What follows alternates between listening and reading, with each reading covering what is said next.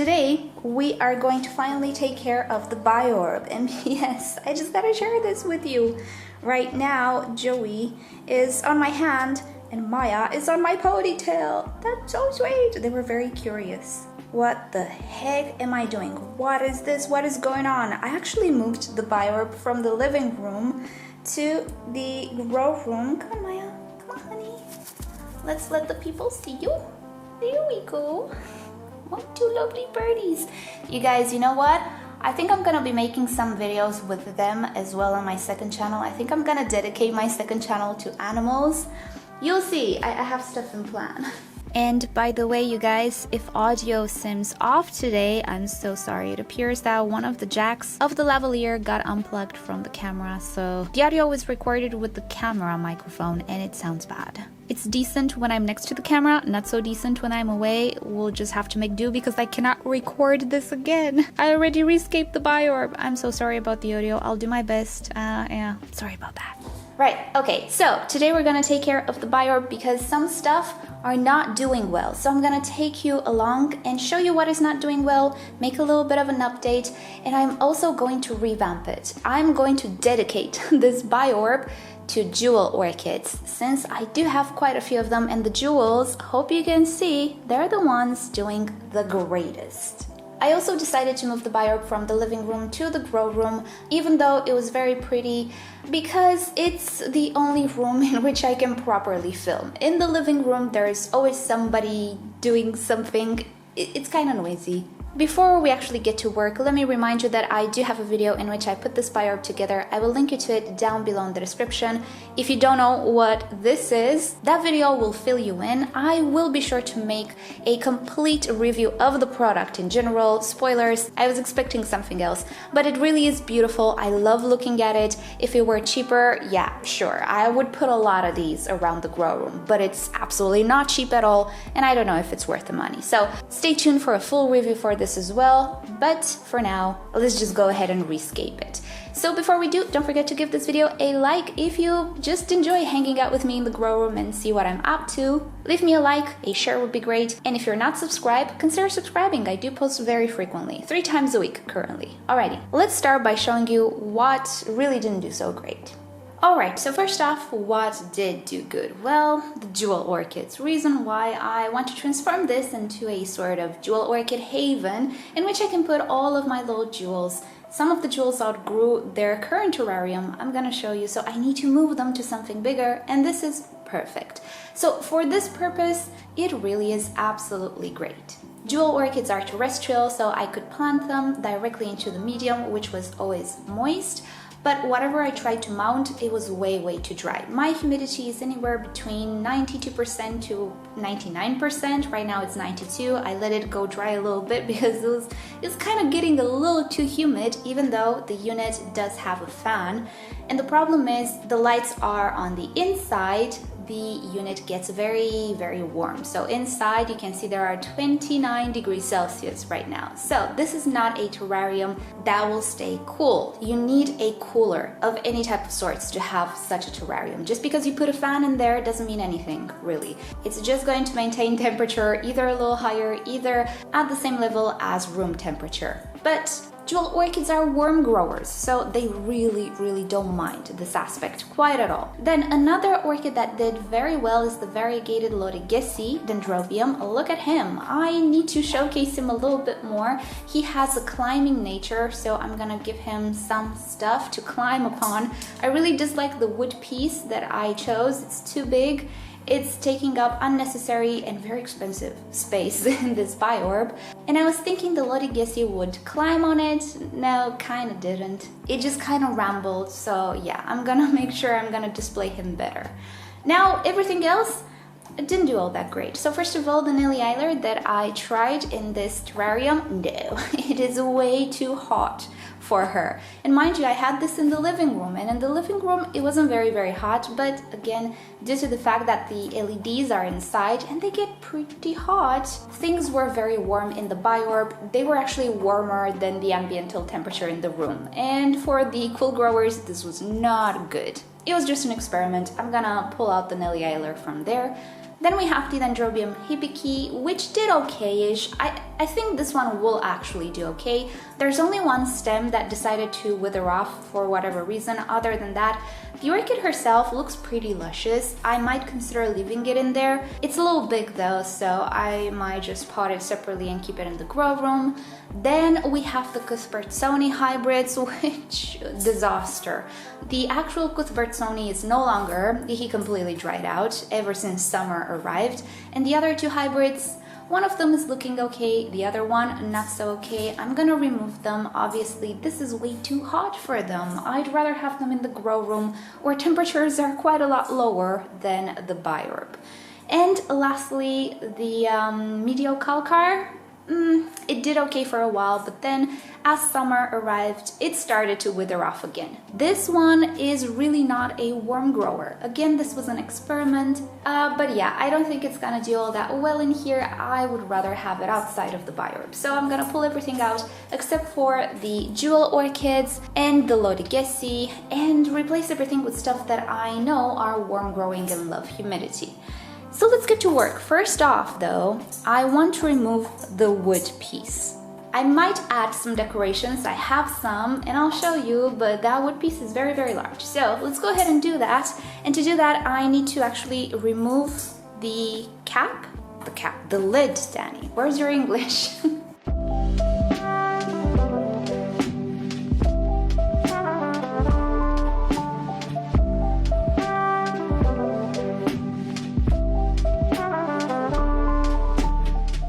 Already so much space in there, right?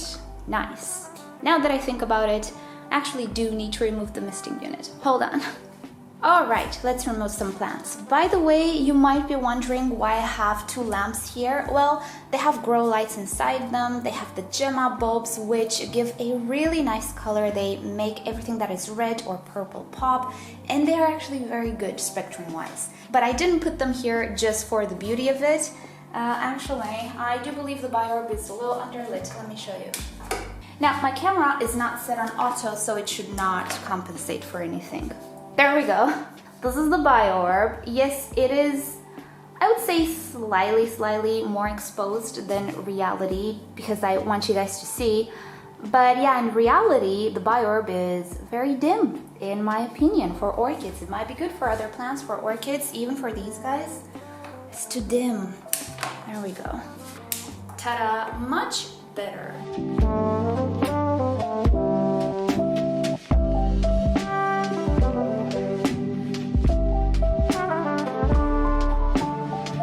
Alright, so I actually decided to remove the hibiki in the back as well, just so we start with a sort of a blank canvas, since I do have quite a lot of jewels that I want to add. And another plant, actually. It's actually going to have one plant that is not an orchid, but I really want to save it because it's not doing well in low humidity. You'll see which one I'm talking about. But now I actually do have some decorations that might look good here. Give me a second. Okay, here we are.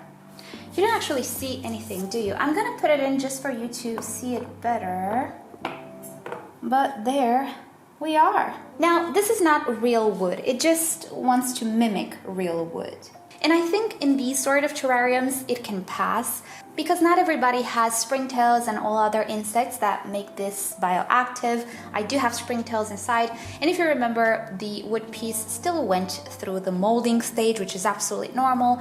Well, springtails absolutely help with that. If you don't have insects, you might not like the look of mold on your wood for an amount of time. So if you don't like that, you can go for fake decoration. It's not the classiest, I'll give it that. I would not put it in some of my aquascapes aquariums, but yeah, in this situation, stop making fun of me. In this situation, it kind of works. So how about I do that off camera and I'm gonna come back when I'm pretty happy with what I see.